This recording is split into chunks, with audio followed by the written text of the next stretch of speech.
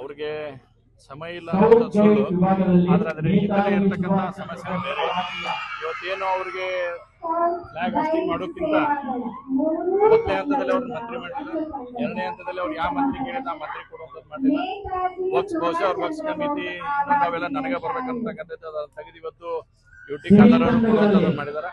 ಹೀಗಾಗಿ ಮನಸ್ತಾಪದಿಂದ ಅವ್ರು ಧ್ವಜಾರೋಹಣ ಸಮಯ ಎಲ್ಲ ಐತಿ, ಸಮಯ ಬೇಕಾದೈತಿ, ಸಮಯದ ಏನು ಅವಶ್ಯಕತೆ ಇಲ್ಲ. ಬೇಕಾದವ್ರಿಗೆ ಬೇಕಾದ ಸಮಯ ಐತಿ. ಹೋಗ್ಬೇಕಂತ ಮನಸ್ಸಿದ್ರೆ ಬೆಳಗ್ಗೆ 6ಕ್ಕೆ ಬಂದು ಕುಂದ್ರಕ್ ಬರ್ತೈತಿ, ಅದೇ ನಿಧಾನ. ಆದ್ರೆ ಇವತ್ತಿದೊಂದು ಕುಂಟ ನೆಪವನ್ನು ಹೇಳೋ ಮುಖಾಂತರ ಸರ್ಕಾರಕ್ಕೆ ಮುಖ್ಯಮಂತ್ರಿಗಳಿಗೆ ಬಿಸಿ ಮುಟ್ಟಿಸ್ತಕ್ಕಂಥ ಕೆಲಸ ಜಮೀದಾರು ಮಾಡಿದಾರ.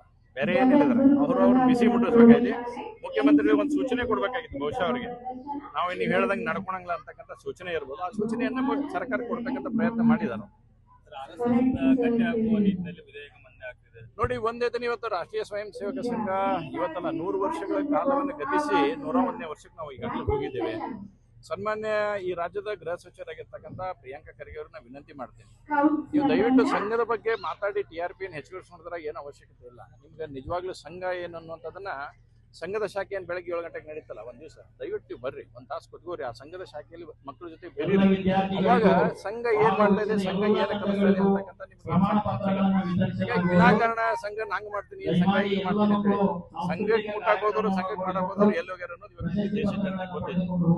ಯುದ್ಧ ನಡೆದಂತ ಸಂದರ್ಭದಲ್ಲಿನೂ ಕೂಡ ಇವತ್ತು ದೇಶದ ಸಮಸ್ಯೆಗಳು ಬಂದಂತ ಸಂದರ್ಭದಲ್ಲಿ, ಪರಿಹಾರಗಳಂತ ಬಂದಂತ ಇರಲಿ, ಅತಿವೃಷ್ಟಿ ಆದಂತ ಸಂದರ್ಭದಲ್ಲಿ ಎಲ್ಲಾ ಸಮಯದಲ್ಲೂ ಕೂಡ ಇವತ್ತು ಸಂಘದ ಸ್ವಯಂ ಸೇವಕರು ಬಂದು ನಿಂತು ದೇಶದ ಪರವಾಗಿ ಕೆಲಸ ಮಾಡ್ತಕ್ಕಂಥ ಕೆಲಸ ನಡುವೆ ಈ ರೀತಿ ವಿನಾಕಾರಣ ದಬ್ಬಾಳಿಕೆ ಮಾಡ್ತಕ್ಕಂಥದ್ದನ್ನ ಮಾನ್ಯ ಪ್ರಿಯಾಂಕಾ ಖರ್ಗೆ ಅವರು ನಿಲ್ಲಿಸಬೇಕನ್ನೋ ಆಗ್ರಹವನ್ನ ನಾನು ಮಾಡ್ತೇನೆ. ವಿಜಯೇಂದ್ರ ಅವ್ರ ಮಕ್ಕಳು ಮತ್ತು ಬಿಜೆಪಿ ಮಕ್ಕಳು RSS ಅಲ್ಲಿ ಗುರುತಿಸ್ಕೊಳ್ಳಿ.